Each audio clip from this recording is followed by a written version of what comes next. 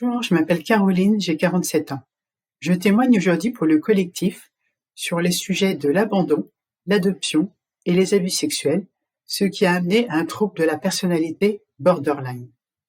Je fais ce témoignage car je pense qu'il est important de partager nos savoirs, nos expériences de vie et que peut-être cela vous amènera un éclairage nouveau sur les traumas, les traumatismes et leurs conséquences.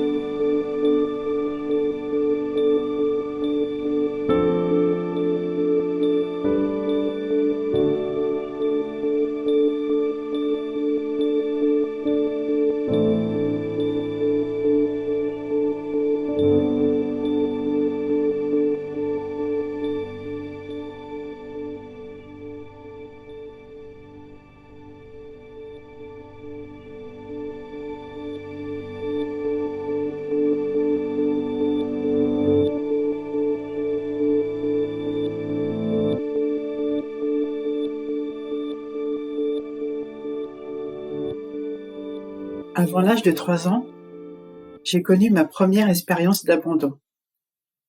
J'avais un père, une mère, des frères et sœurs, et une vie compliquée a fait que nous avons été séparés. Je me suis retrouvée placée avec une de mes sœurs, dans une famille, et le traumatisme a été tel que j'ai arrêté de parler, de manger, pendant plusieurs semaines apparemment. Bon, je n'ai pas arrêté vraiment de manger pendant plusieurs semaines, sinon je serais peut-être morte, mais en tout cas je mangeais presque plus, d'après ce que l'on m'a dit. Et ça a été très difficile, j'ai failli mourir. La décision a été prise de recontacter ma mère. Du coup, ma mère m'a récupérée. Je ne sais pas si c'était une bonne chose à faire. Voilà. Elle a laissé ma sœur et mes frères et sœurs et elle m'a repris avec elle.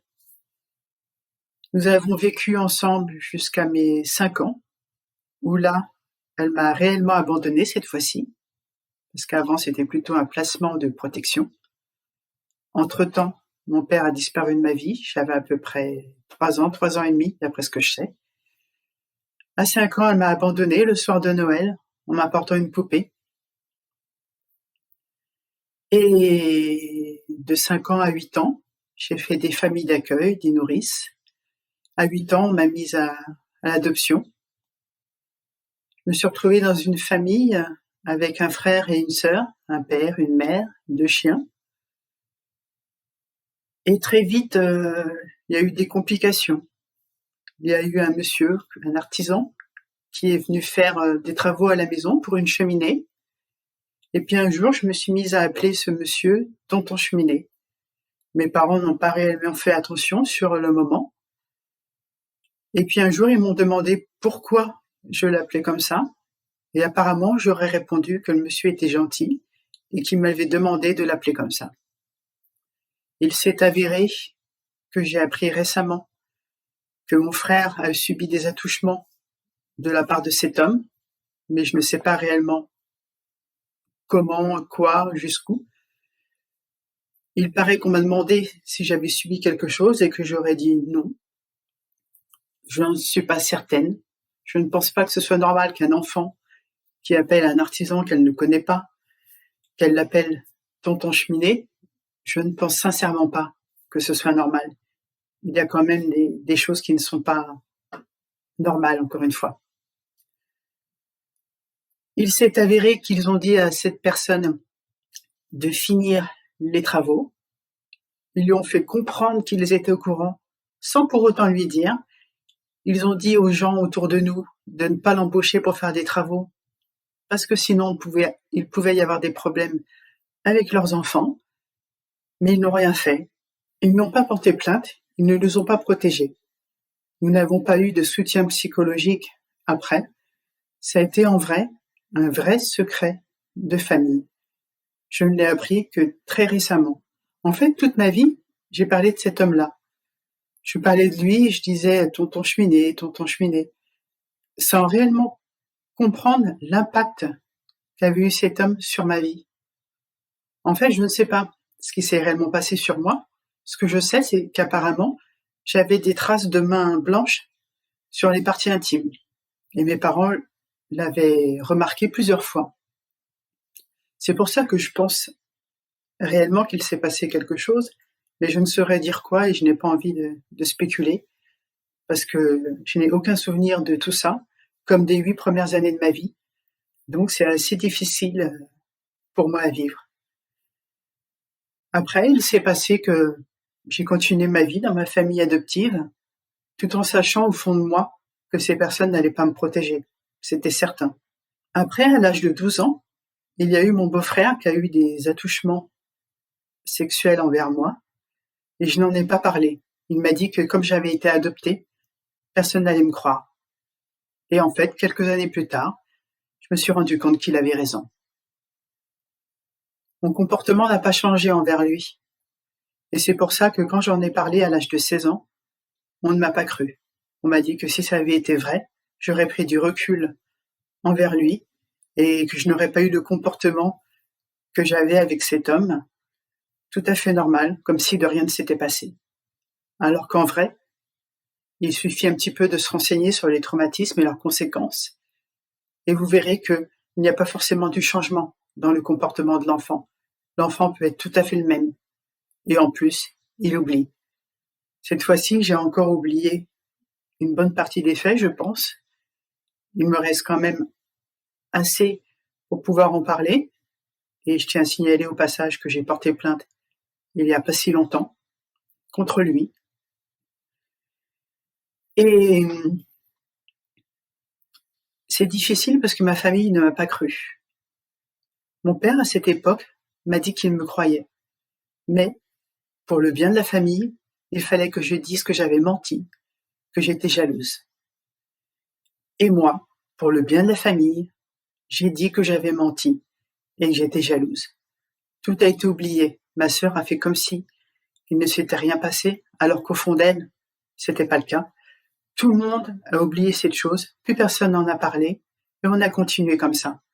En fait, on n'a pas continué si longtemps, parce que 2 ans après, j'en ai reparlé en disant que j'avais pas menti, que c'était vrai. Et là, j'ai perdu toute ma famille. Après, j'ai repris contact avec ma mère. Il y a eu des moments difficiles. Elle m'a même dit une fois qu'elle regrettait de m'avoir adoptée. Nous avons reperdu le contact parce que c'était tout simplement pas possible. C'était une fois je te crois, une fois je te crois pas. C'était des manipulations. C'était tu peux venir à cette fête, mais de l'autre côté, ma sœur disait mais si elle vient, mais moi je viens pas avec mes enfants. Donc le choix était vite fait. C'était ma sœur et ses enfants, et moi j'étais laissée de côté. Aux anniversaires, à Noël, je n'existais plus. Voilà. J'étais l'enfant adopté, ou pas d'ailleurs, parce que quand on n'est pas adopté, souvent les parents ont les mêmes réactions. Mais j'étais l'enfant qui dérangeait, j'étais l'enfant jalouse, j'étais l'enfant qui fabulait. Et en fait, c'était pas vrai. J'ai appris récemment que ces personnes avaient dit dans la famille que j'étais amoureuse de mon beau-frère et que c'est pour ça qu'on m'avait mis à l'écart. Voilà. Subir des choses et entendre dire qu'en fait, on était amoureuse de la personne qui nous a fait ces choses-là et que toute la famille, mais au grand complet, des deux côtés, aussi bien du côté de mon père adoptif que de ma mère adoptive, pensait que j'étais juste jalouse, que je mentais. C'est tout simplement horrible à vivre.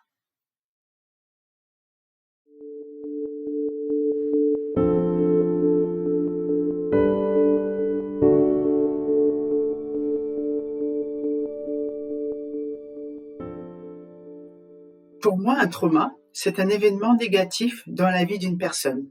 Il est tout à fait possible que certaines personnes vivent le même événement sans avoir de traumatisme. Un traumatisme, c'est la conséquence du trauma. Je m'explique. Le trauma, par exemple, l'abandon. Le traumatisme, la conséquence de l'abandon, c'est-à-dire, par exemple, ne plus vouloir manger, ne plus vouloir parler, vouloir se laisser mourir, tout simplement. Parce que c'est ça, un traumatisme. C'est une violence sans nom. Et quand en plus le trauma a été oublié, il est souvent difficile de faire le lien entre l'événement et les conséquences actuelles sur la vie, aussi bien physiquement, psychiquement, psychologiquement. L'image que j'en donnerais, c'est comme un tremblement de terre, avec de multiples répliques, et après toutes les failles qui en découlent, avec toutes les catastrophes que ça peut engendrer, et souvent dans le plus grand silence.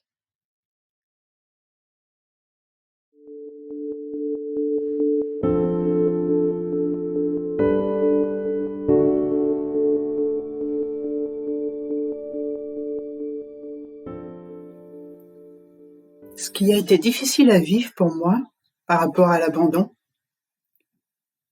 et comme j'avais oublié les 8 premières années de ma vie, ça a été de savoir qui j'étais, d'où je venais, qui était mon père, ma mère, de qui je tenais, plus de mon père, plus de ma mère. À chaque fois que je voyais une femme noire dans la rue, je me disais, ça se trouve c'est ma mère. C'était complètement fou. C'était assez spécial. Surtout que j'ai été adoptée par des parents blancs et qu'il m'est arrivé à l'école d'avoir beaucoup de problèmes par rapport au fait que j'étais la seule noire de toute la ville. En plus, à l'âge de 8 ans, à mon adoption, on m'a changé mon prénom. Avant, je ne m'appelais pas comme ça. Je peux vous dire que déjà, je suis arrivée à l'âge de 8 ans dans une nouvelle ville, dans une nouvelle famille, dans une nouvelle école. J'avais 8 ans, je savais ni lire, ni écrire. On m'a mis en CP à 8 ans. Je m'appelais par un autre prénom. Et au milieu de l'année, d'un seul coup, je m'appelais Caroline. Les enfants n'ont pas compris, la maîtresse n'a pas vraiment expliqué, mes parents n'ont expliqué à personne, et c'est moi qui ai dû subir tout ça, en plus de ce que je subissais déjà assez comme ça, je trouve.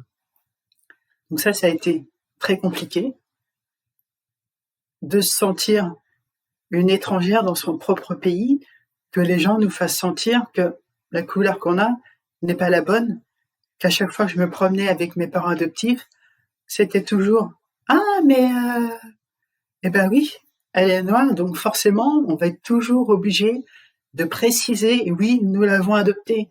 Et c'est toujours ce truc de « Il ne faut pas faire de différence, tu es notre fille, on t'aime comme les autres ». Mais à partir du moment où ces gens-là ouvrent la bouche pour dire « Oui, on l'a adoptée, mais oui, on fait pas de différence », mais la différence, ça y est, elle est déjà faite. Si tu ouvres la bouche pour dire que tu ne fais pas de différence, tu fais une différence. Laissez les gens penser ce qu'ils veulent, c'est leur problème. Toute ma vie, il a fallu qu'ils se justifient en disant on l'a adopté. Mais non, c'est pas ça l'adoption. Moi, ce que je pense, que si les personnes adoptent, Ce n'est pas parce qu'il y a un problème dans leur couple. Ça ne doit pas être parce qu'ils ne peuvent pas avoir d'enfant. Faire un enfant naturellement n'est pas du tout la même chose que d'adopter un enfant, surtout quand il est grand. J'avais 8 ans, j'avais une vie, j'avais des souvenirs, même si je les ai oubliés, mais j'ai quand même eu une éducation, des valeurs ou pas, peu importe, mais j'étais déjà construite.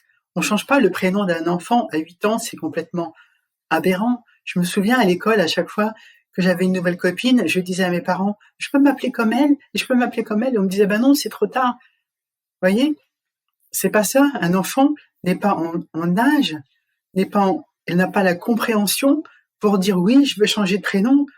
Il n'y a pas ce recul.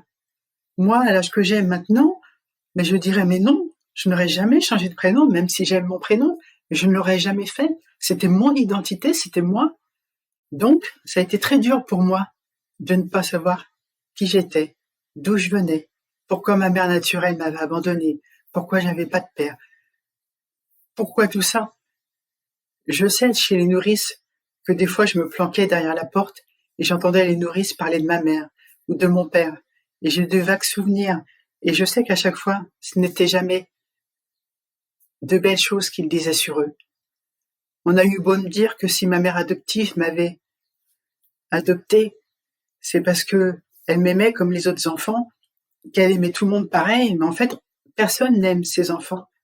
Nous sommes tous différents. On ne peut pas aimer un enfant comme on aime l'autre. On l'aime, certes, mais tous les enfants sont différents.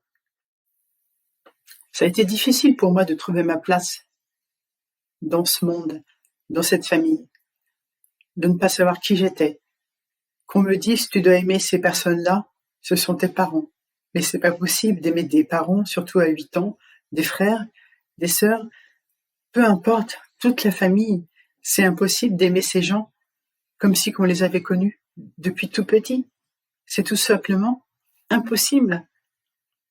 On ne peut pas demander à un enfant d'aimer des gens qu'il ne connaît pas, comme ça, et en quelques secondes, d'oublier toute sa vie, tout son passé, tout ce qui fait qu'il est lui.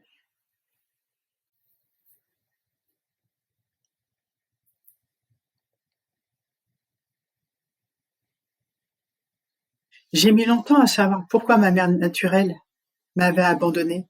Même maintenant que je l'ai retrouvée, c'est assez flou, elle ne dit pas vraiment pourquoi. Parce qu'elle aussi a eu des traumas, des traumatismes, et nous avons tous des vécus qui font que nous pouvons subir aux autres ce que nous avons vécu, mais ce n'est pas obligé, en fait. Nous ne sommes pas obligés de reproduire ce que nous ont fait les autres. On peut aussi faire le contraire, on peut aussi essayer de faire le bien autour de nous, et c'est ce que j'essaye de faire aussi avec ce témoignage. Après, ce qui a été aussi difficile par rapport aux abus sexuels, parce que je sais aussi qu'avant mon adoption, il est tout à fait probable qu'il se soit passé aussi d'autres choses dans ce sens-là pour moi, sauf que je n'en ai aucun souvenir. J'ai des ressentis, parce que comme je dis souvent, le corps parle, et il parle beaucoup. Personnellement, j'ai énormément de douleurs partout, tout le temps, depuis des années, et c'est très difficile à vivre, très très très difficile à vivre, surtout que les médecins ne comprennent pas. Quand ils ne comprennent pas, ils le rejettent. C'est quand même beaucoup plus simple. Ce qui est difficile avec les abus sexuels, surtout dans la petite enfance, et encore plus sans souvenir, c'est que il est impossible de savoir si la construction que nous avons dans notre sexualité, elle est normale, elle est saine, et surtout, elle vient d'où, elle vient de qui. On a tous des bases, on a tous appris des choses, on a tous une éducation sexuelle, que ce soit de nos parents ou de notre propre chef, mais la plupart du temps, on sait à peu près d'où ça vient. Mais moi, dans mon cas, je ne sais pas. Je ne sais pas si la personne que je suis, les comportements que j'ai, les ressentis que j'ai sont normaux ou pas, et d'où ils viennent et de qui ils viennent. Vous voyez? Il y a des choses qui changent la personne à jamais. Même le temps n'efface pas certaines choses.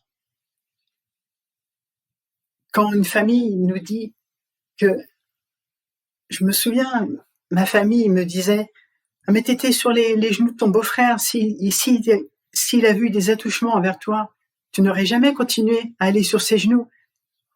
Mais en fait, si. Et c'est ça le paradoxe, c'est qu'un enfant qui subit des traumas sexuels, des abus, des viols, ou peu importe le nom qu'on lui donne, en fait, cet enfant est tout à fait capable de continuer à aller faire des câlins, à vouloir aller voir l'autre personne, parce qu'il y a aussi une emprise sur l'enfant, parce qu'il est trop jeune, il n'est pas assez mûr, il n'est pas assez construit pour comprendre, et ce sont des jugements trop faciles et destructeurs. Je sais qu'en ce moment, c'est un sujet à la mode, mais en fait, ce n'est pas qu'un sujet à la mode, c'est ma vie, c'est la vie de beaucoup de gens, ce sont des traumas que l'on vit au quotidien, jour après jour, et j'en fais des cauchemars pratiquement toutes les nuits. Depuis que je suis toute petite, je fais des cauchemars pratiquement toutes les nuits, et je ne sais pas ce que c'est de faire un rêve, un beau rêve, voyez? Je ne sais pas ce que c'est de faire un rêve, de courir dans les champs avec une pâquerette dans la bouche. Non, moi je ne sais pas faire ça. Moi je rêve de pédophiles, je rêve d'agresseurs, je rêve de violence. Voilà de quoi je rêve, quoi. Et je suis fatiguée au quotidien, je suis fatiguée de vivre tout simplement. J'entends des personnes qui ont des traumas et qui se souviennent de tout ce qu'elles ont vécu, et elles disent, mais nous, la nuit, c'est le seul moment où on ne pense plus, où on est bien. Mais moi, en fait, la nuit, pour moi, c'est le pire moment. Vous voyez?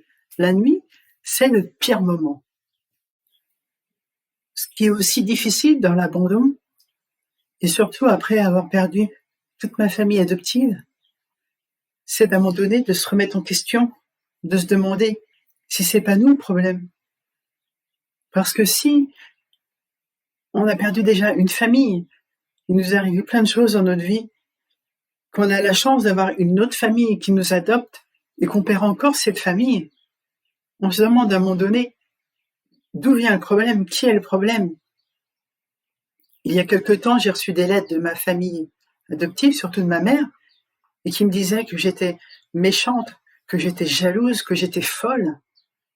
Vous voyez, elle essayait de me détruire, de me dire que j'avais rêvé tout ce que je raconte, que je mentais, que j'étais simplement jalouse, et tellement que j'étais jalouse de ma frère et sœur, et que j'étais prête à inventer des abus sexuels, des agressions, tellement j'étais jalouse. Mais c'est tout simplement inentendable, en fait, pour moi. C'est inentendable, des choses comme ça. Tout ça nous fait douter de nous-mêmes à un moment donné, alors qu'en fait, je n'ai pas à douter de moi-même. Je sais ce que j'ai vécu, même si j'ai oublié une grande partie des faits, ça ne veut pas dire que c'est faux. C'est pas parce que je vais me tromper dans les âges, dans les lieux, ou que je vais mélanger des choses, que c'est faux. Parce que c'est aussi ça la mémoire traumatique. C'est oublier des choses, mélanger des événements avec d'autres. Et c'est pour ça que c'est vrai. C'est justement cette mémoire traumatique, cette amnésie qui font que c'est vrai. Ce ne sont pas des mensonges. Oublier une partie des faits ne veut pas dire que je suis une menteuse. C'est cette remise en question tout le temps de ma parole, de ce que j'ai vécu, et qu'on me dise en gros de me taire, de souffrir en silence, et que ça n'intéresse personne de savoir si ce que je dis c'est vrai ou pas. Le seul truc, c'est que je ne dérange pas leur petite vie. C'est tout simplement ça qu'ils veulent, ces gens-là, que je ne dérange pas leur petite vie. Moi, je vis avec l'abandon. L'abandon, en fait, fait partie de moi, même si maintenant je suis mariée, je suis heureuse en couple et ça fait longtemps. En fait, l'abandon fait partie de moi. Vous voyez, si je regarde le dessin animé Bambi, je vais me mettre à pleurer. Si je vois un feuilleton, un dessin animé avec un enfant qui perd son chien, qui perd sa maman ou quoi que ce soit, je vais me mettre à pleurer et je vais me sentir super mal. Et en fait, j'ai beau savoir que c'est tout du faux, qu'il n'y a rien de vrai. En fait, mon corps me parle, mon corps se réveille et il me dit, tu vois ce que tu as subi, tu vois, tout ce qui se passe est là devant toi, même si tu as oublié, même si j'ai oublié, même mon adoption, j'ai oublié, pourtant j'avais 8 ans, J'ai oublié, ça aurait dû être un moment important pour moi, mais je l'ai oublié, en fait, vous voyez? Mais, en fait, mon corps se réveille et il me parle et il me dit: voilà ce qui se passe, tu vois? Ça a beau être faux, je le sais, mais moi, mon corps, il ne fait pas la différence entre le faux et le vrai. Tout ce qu'il voit, lui, c'est un enfant qui pleure à la télé parce que sa mère est partie, son père est mort. Vous voyez, quand j'étais petite, je regardais Candy, Rémi sans famille, et pour moi, ces gens-là, c'était tout simplement moi. J'ai été adoptée, j'étais dans une famille.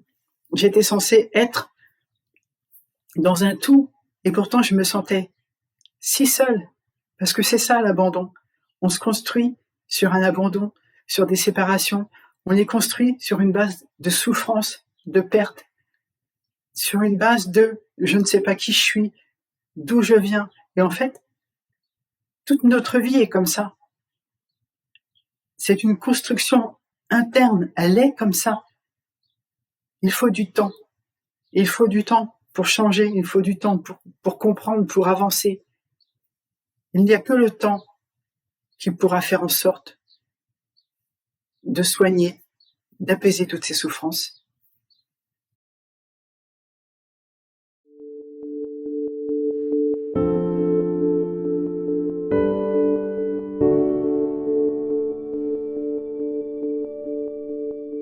Je pense que la seule façon d'aider ou d'accompagner une personne qui a des souffrances, des traumatismes, c'est d'être à l'écoute.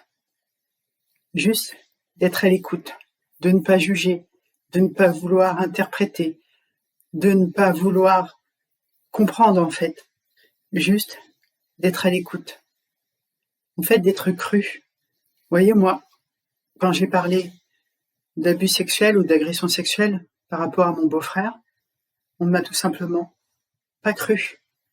Vous voyez, il y a même eu des paroles du genre « Oh, mais fais pas attention, elle a sûrement subi aussi des choses avant d'arriver chez nous.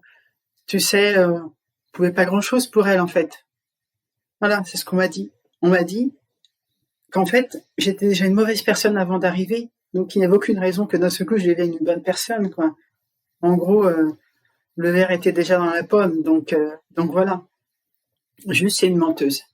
Ne pas remettre en question les souffrances de l'autre, tout simplement. Je sais pas, je vois pas pourquoi une personne s'amuserait à dire qu'elle a subi des agressions sexuelles, des viols, ou peu importe le nom, juste comme ça, parce que ça l'amuse. Bon, peut-être qu'elle est folle, pourquoi pas. Mais sincèrement, j'en doute quand même beaucoup. Ce qu'elle a besoin, c'est juste de savoir qu'elle est comprise, qu'elle est entendue. Après, moi, je sais que j'ai un suivi psychologique depuis 3 ans et que ça m'aide énormément et que j'ai des personnes en face de moi qui ne sont pas là pour me juger, qu'elles m'écoutent. Après, qu'elles me comprennent ou qu'elles ne me comprennent pas, ça, c'est encore autre chose, parce qu'on peut entendre ce que la personne nous dit, mais il y a des choses qu'on ne peut pas comprendre parce que ils ne les ont pas vécues de l'intérieur. C'est mon vécu, ce n'est pas le leur, mais en tout cas, ils sont là et ils m'aident énormément, surtout mon psychologue qui est plus spécialisé dans les traumatismes et dans d'autres choses. Et c'est vraiment un soutien sans faille, constant, et je sais qu'il est là. Après, j'ai aussi mon mari qui est là, il est là. Tout simplement, il est là depuis 16 ans, et je ne dirais même pas que j'ai confiance en lui, parce que je ne me pose même pas la question de la confiance. Je sais qu'il est là, je sais qu'il sera toujours là. Je le sais au fond de moi, c'est tout. C'est comme ça, il n'y a pas de mots. Il y a des choses qu'on sent, il y a des choses qu'on ne sent pas. Et moi, mon mari, dès que je l'ai vu, je l'ai senti, c'est comme ça. Après, pour ce qui est du soutien, pour ce qu'on a besoin d'entendre, pour se rassurer, ce qu'on a besoin de sentir, c'est qu'il y a des personnes qui sont là pour nous. Donc, je vais vous raconter une petite anecdote. Je l'ai dit vaguement juste avant, mais en fait, petite, à l'âge de 3 ans, quand j'ai vécu l'abandon, j'ai arrêté de manger, j'ai arrêté de parler. Ça a été très compliqué pour moi, ça a été aussi très compliqué pour ma sœur de voir ça. Et il s'est passé que j'ai tout oublié. Mais tout. J'ai tout oublié. Au fond de moi, je sais que c'est là, quelque part, mais c'est caché pour l'instant. Et en fait, avec mon psychologue, on travaille beaucoup dessus. On essaye, en apaisant les choses, petit à petit, d'essayer de faire revenir certains souvenirs, certaines sensations, d'essayer de démêler tout ce bordel, en gros. Et il s'est passé un jour qu'il a fallu qu'il déménage. Il a quitté son emploi, il a changé de région. Et quand il a appris qu'il partait, ça a été un vrai choc psychologique pour moi. En gros, ça a été un trauma, ça a été des traumatismes, et ça a été d'une violence extrême. En fait, ça faisait 1 an que j'étais en thérapie avec lui, et j'étais en train d'avancer, d'aller mieux, de comprendre énormément de choses sur moi, sur qui j'étais, sur ce que j'avais à l'intérieur de moi, et tout s'écroulait. Et en plus, cet homme-là, moi je l'adore, il m'a apporté tellement d'ouverture sur le monde, sur ma compréhension de moi-même, des hommes, que c'était tout simplement pas possible qu'il s'en aille. C'était pas possible. Moi, je me souviens, il m'a fallu du temps pour encaisser le choc. Même maintenant, je suis pas sûre en vrai de l'avoir encaissé, mais il s'est passé que sur quelques jours, chaque nuit, je me réveillais dans la nuit et je me disais, oh, j'ai fait un cauchemar, mon psychologue s'en va. Et je me disais, mais non, c'est pas vrai. Et puis, je reprenais mes esprits. D'un seul coup, je me disais, mais si, c'est vrai. Et je m'effondrais en larmes et je me disais, mais non, c'est pas possible. Et au bout d'une semaine, j'ai dépéri comme ça. Et au bout d'une semaine, j'ai, pour ainsi dire, pratiquement arrêté de parler, arrêté de manger. J'ai passé des jours dans mon lit et j'attendais la mort, en fait. Et ce n'était pas juste parce que mon psychologue s'en allait, parce que cet homme s'en allait, parce que j'allais perdre, pour moi, tout espoir de guérison, d'aller mieux. C'était aussi, je l'ai senti venir, c'était un souvenir. Mon corps, mon esprit se rappelait à ce moment-là, mon corps s'est rappelé de ce que j'avais vécu petite, de l'abandon de ma famille, de la perte de ma famille, de toutes ces nourrices chez qui je suis passée et que peut-être j'ai aimé un temps et que, encore une fois, on m'a changé d'endroit, changé de maison, changé de tout, et qu'à chaque fois je perdais tous mes repères encore, et qu'à chaque fois j'avais de l'espoir, et qu'à chaque fois cet espoir on me l'enlevait, voyez, que je perdais tout. Et là, encore une fois, tout mon espoir en moi, tout mon espoir de guérison s'en allait avec cette personne, et ça a été des mois de souffrance parce qu'il n'est pas parti tout de suite en plus. Alors, on a continué les rendez-vous et ça a été très difficile à surmonter. Tous ces mois ont été très difficiles à surmonter pour moi.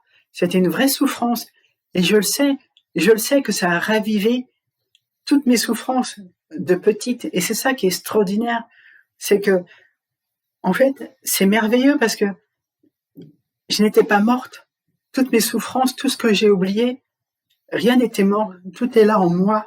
Et je sais que c'est possible que je me souvienne. En tout cas, je l'espère. Et je sais que grâce à cet homme, grâce à ce psy, qui est là, parce qu'en vrai, il est parti, mais il a jamais arrêté de m'écrire. On est toujours resté en contact. Et 2 mois après, j'ai pris la décision de faire des entretiens par Internet avec lui.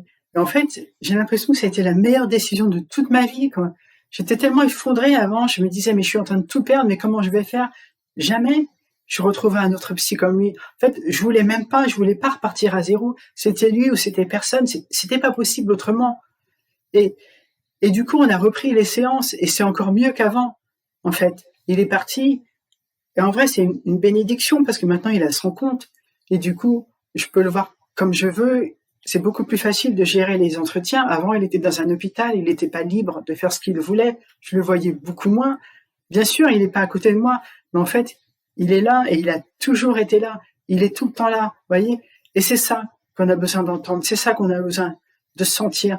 C'est que peu importe le comportement qu'on a, peu importe ce qu'on vit, qu'on aille bien, qu'on aille mal, qu'on aille extrêmement mal, en fait, la personne, elle est là, et elle est toujours là, et elle est sans faille. Bien sûr, elle est humaine, bien sûr, mais elle est là.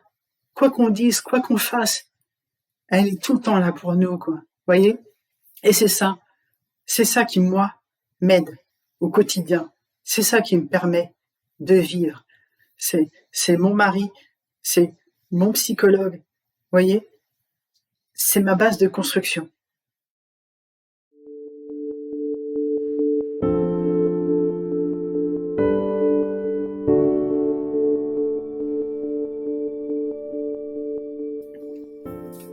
Les étapes pour se reconstruire sont l'acceptation, la compréhension et surtout l'ouverture sur notre nous profond.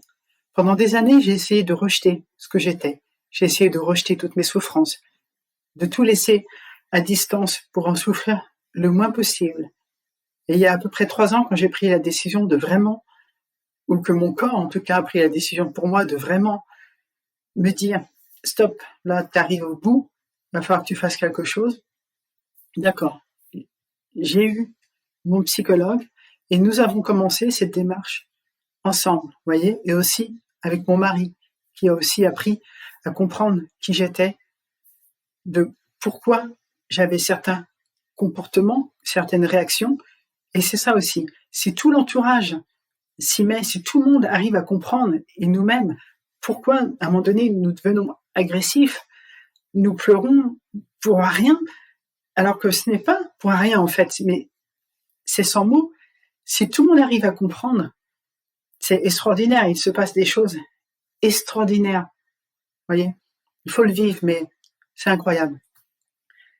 Voilà. En fait, il faut comprendre, il faut chercher, il faut se renseigner. Moi, j'ai lu des heures de vidéos, j'ai lu des thèses, je regarde plein de sites internet, je regarde des témoignages et je comprends énormément de choses. Et mon psychologue m'aide aussi beaucoup. Et souvent, je me rends compte qu'à force de comprendre, de m'instruire sur énormément de choses, j'arrive à me comprendre moi-même et à interpréter ce que je ressens de plus en plus. Et c'est ça, en fait. C'est de savoir qui nous sommes profondément. Vous voyez? C'est comme ça qu'on avance. C'est comme ça qu'on se reconstruit. Petit à petit. Bien sûr que moi, j'aimerais que en 5 minutes, ça y est, une semaine, un mois, j'aurais adoré. Et je suis reconstruite, tout va bien, c'est la fête. Non, c'est pas vrai. C'est long. C'est très long. En fait, je me suis détruite pendant plus de 40 ans. Mon corps souffre, j'ai mal partout. Les conséquences physiques sont vraiment énormes, vous voyez. Et je m'en suis pas rendu compte. Je les sentais, les douleurs, et je les sens encore, et je pense que je vais les sentir très très longtemps. Je suis pas débarrassée de ces douleurs. Mais en fait, maintenant, j'en ai conscience. J'apprends à les gérer, à ne pas essayer de les repousser, mais de vivre avec. Elles sont moi, elles sont aussi mes traumatismes de vie. Vous voyez? Et c'est comme ça qu'on fait. C'est petit à petit. Il n'y a pas de miracle. Vous voyez? Il n'y a aucun miracle. C'est du travail. C'est même pas une question de volonté, de courage. C'est juste une question d'engagement, de vouloir s'en sortir, de vouloir aller mieux et de vouloir essayer de vivre dans cette société un petit peu normalement.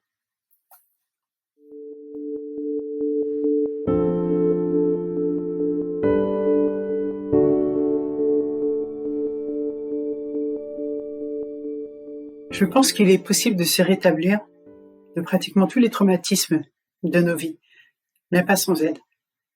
En fait, j'ai appris récemment qu'il existe des cours de plongée sous-marine pour les gens qui ont vécu des traumatismes assez profonds et que cela apaise. Il paraît que le fait d'être sous l'eau, mais la profondeur n'est pas si profonde en fait.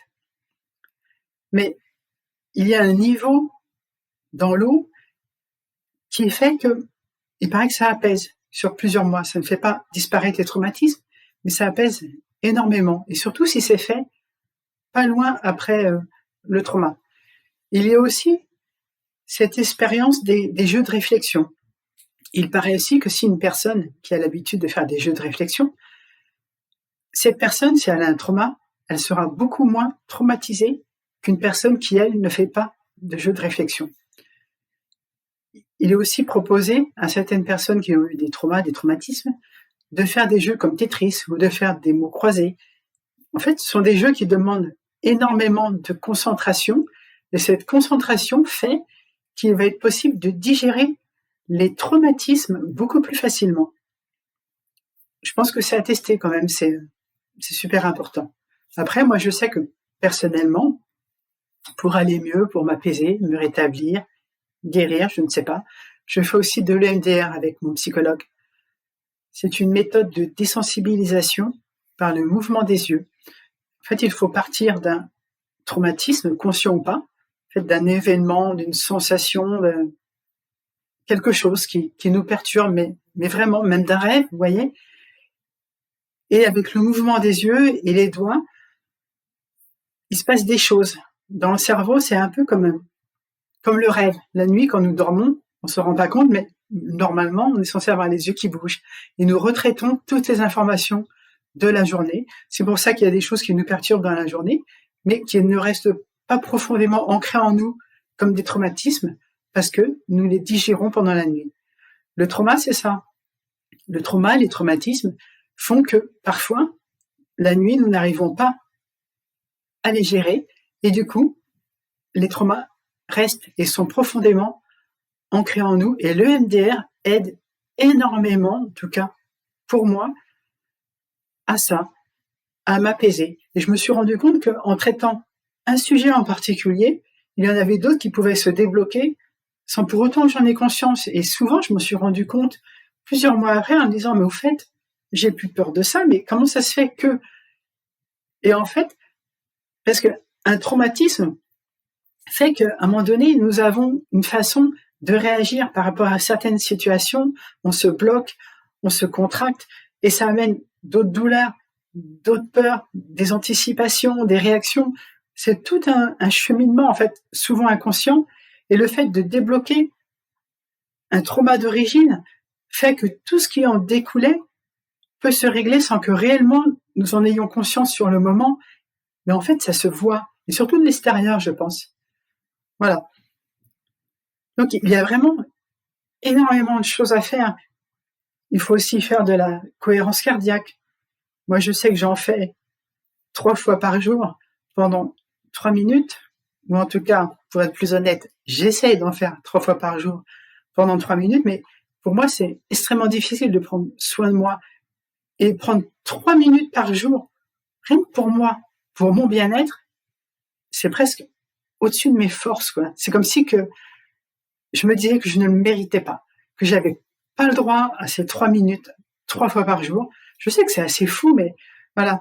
Et la cohérence cardiaque aide à réguler le rythme cardiaque, le stress, et ça, normalement, sur plusieurs heures. Moi, je sais que quand je le fais, en fait, j'ai tendance à m'endormir, même si je suis assise tranquillement, que je suis en pleine forme, mais en fait, je m'endors, ça m'apaise tellement, ça marche tellement bien que je m'endors.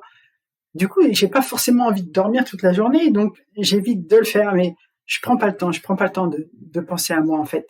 Voilà. Mais oui, je pense sincèrement qu'il est dommage de rester avec des traumas. Je pense sincèrement qu'il est dommage de rester avec des traumatismes, parce qu'il y a énormément de choses à faire.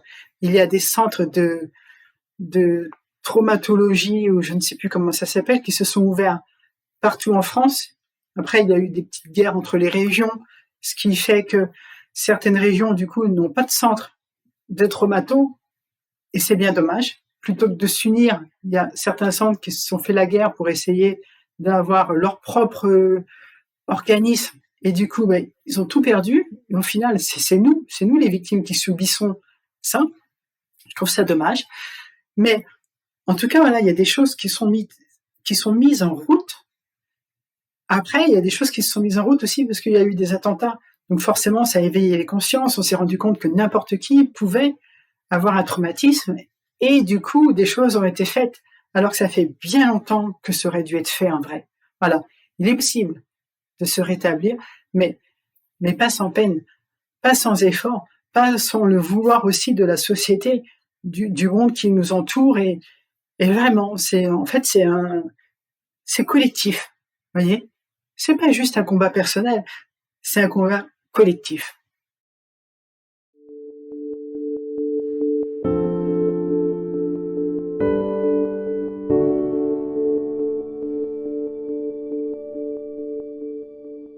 Oui, il y a des tabous, des idées reçues, comme forcément qu'une mère qui abandonne son enfant n'est pas une bonne mère. Pourquoi elle fait ça? Si elle était une bonne mère, elle ne ferait pas ça. Alors que c'est bien plus complexe que ça souvent.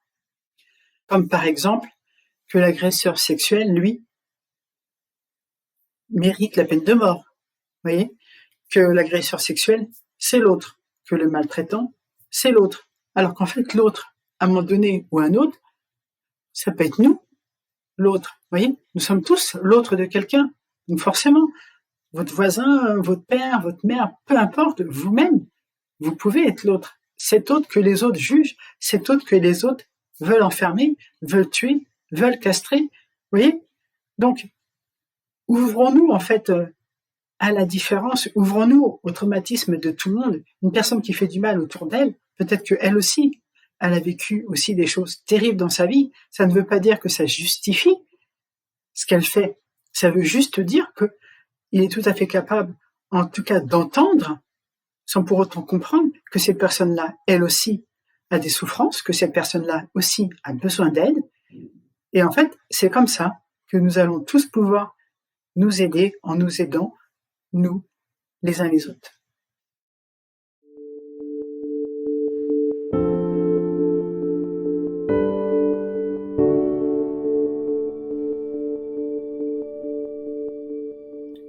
Oui, je pense sincèrement qu'il est important d'en parler. Après, parler de l'abandon, il n'y a pas grand-chose à dire. Il n'y a pas vraiment de jugement à faire sur les personnes qui abandonnent, peu importe les raisons, que ce soit des familles, des maris, des enfants. On ne connaît pas la vie des gens, donc c'est compliqué. Après, pour l'adoption, je pense qu'il est quand même important de dire qu'il ne faut pas adopter juste parce que vous ne pouvez pas avoir d'enfants. Il ne faut pas adopter parce que votre couple va mal. Il ne faut pas adopter dans l'espoir aberrant de se dire « je vais sauver un enfant ». Non, on n'adopte pas pour sauver un enfant. C'est pas du tout ça.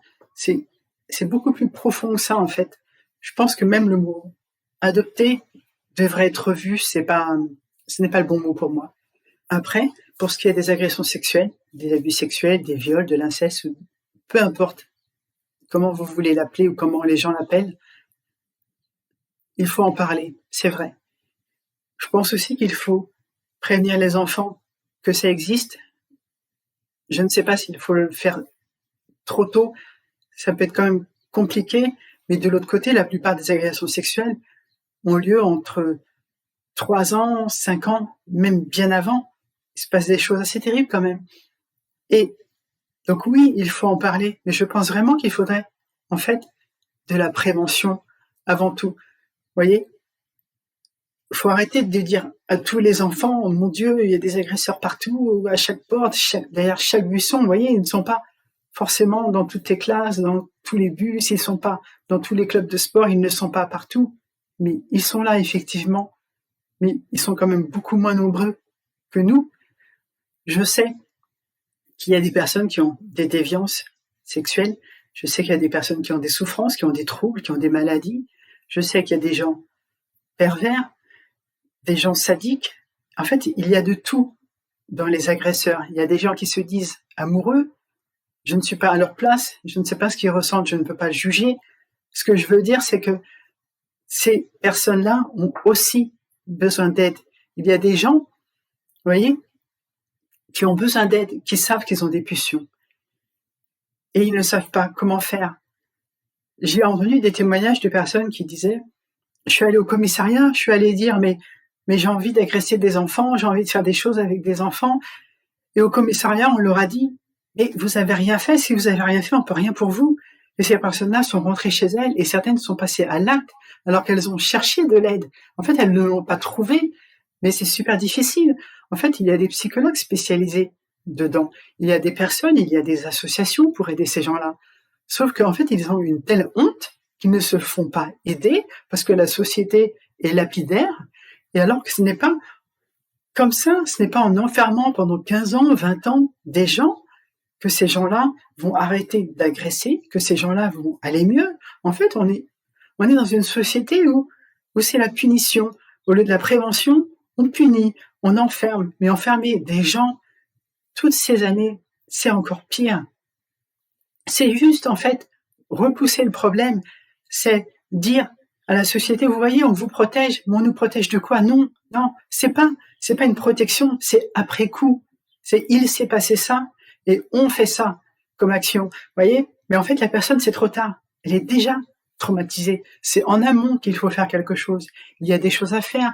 Il y a des fichiers pour savoir qui est agresseur sexuel ou pas. Nous, on n'y a pas accès et franchement, je m'en fous. Je ne veux pas avoir y accès.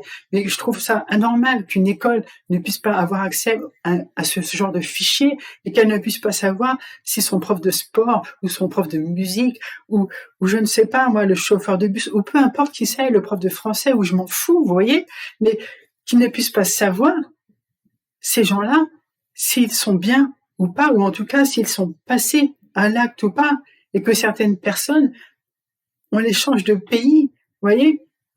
Il y a des professeurs qu'on change de pays, qu'on envoie dans des pays soi-disant sous-développés, comme si que ces enfants-là méritaient, eux, d'avoir nos professeurs pervers comme professeurs, que ces gens soi-disant sous-développés méritaient, eux, d'avoir des traumas plus que nous.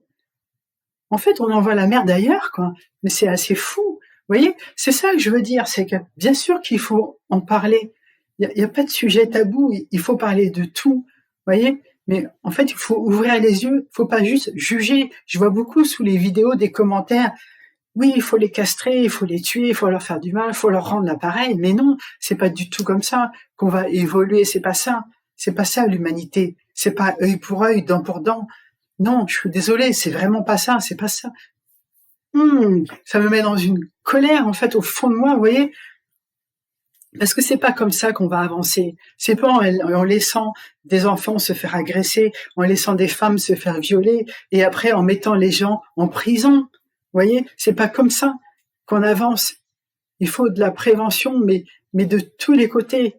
Vous voyez, il faut aider les gens qui subissent, effectivement. C'est primordial.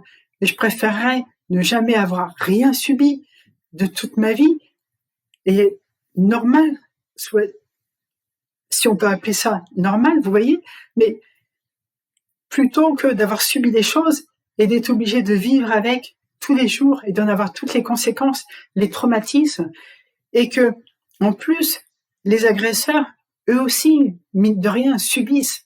Peu importe ce que vous en pensez, mais tout le monde subit dans cette histoire-là. Les familles, tout le monde subit. Et je préférerais que ces personnes-là, elles aillent mieux, qu'elles aient eu de l'aide, vous voyez, plutôt qu'elles aient été faire du mal à d'autres personnes parce qu'elles n'ont pas pu avoir l'aide qu'elles auraient dû avoir. Parce que je pense pas que tout le monde soit foncièrement méchant. Je pense pas que tout le monde soit foncièrement pervers. Il y a vraiment des choses à faire si on se donne la peine de vouloir le faire, voyez, parce que personne n'est à l'abri d'un dérapage de quoi que ce soit.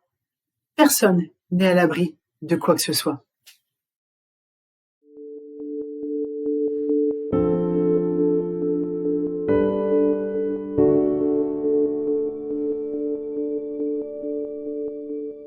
Les traumatismes peuvent nous enseigner humainement une seule chose, que nous sommes humains.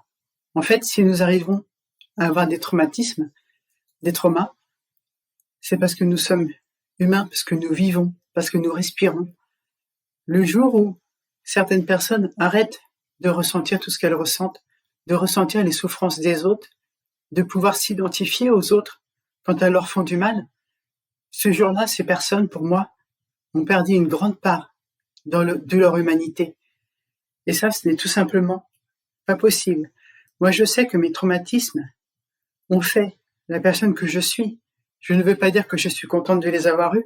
Je veux juste dire que ils sont ma construction, ma base. Et c'est pour ça qu'en fait, j'essaye de ne pas être méchante. Vous voyez, quand je vous dis que ma mère adoptive m'a envoyé des lettres terribles, dans un seul but de me détruire, et ben moi, je n'ai pour ainsi dire jamais répondu, ou à chaque fois que j'ai répondu, c'était pas du tout dans ce sens-là. Et pourtant, je peux vous dire qu'en vrai, de la haine et de la colère, j'en ai en moi. Mais je n'ai pas envie de m'abaisser à être comme ces personnes, à faire du mal, juste pour faire du mal, pour aller mieux. Je veux pas faire du mal aux autres pour aller mieux. Moi, pour aller mieux, il faut que je fasse du bien autour de moi. Vous voyez? Donc, c'est ça, en fait. Tous ces traumas, tous ces traumatismes font la personne que je suis. Voilà. Et cette personne-là, c'est une personne qui veut faire du bien autour d'elle. Je parle pas du pays des bisounours, vous voyez, mais vraiment, moi, ce que je veux vous dire, c'est ouvrez-vous aux autres. Si vous avez des traumas, essayez d'en parler aux bonnes personnes. Et si vous êtes la personne qui reçoit ces mots, eh ben, écoutez, soyez là et ne jugez pas. Ce n'est pas parce que une personne va vous raconter une histoire et vous vous dites n'importe quoi, pourquoi elle est traumatisée par ça? Elle est traumatisée par ça parce que tout simplement, elle a cette sensibilité. Elle est comme elle n'est pas vous. Arrêtons de vouloir juger, arrêtons de vouloir nous comparer les uns aux autres. Nous sommes tous différents.